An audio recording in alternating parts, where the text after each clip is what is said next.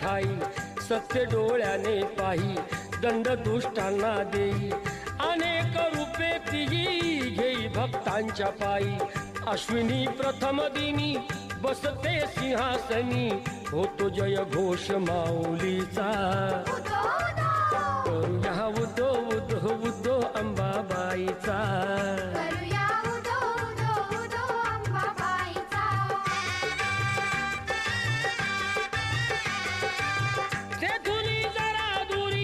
Swamiji Gagangiri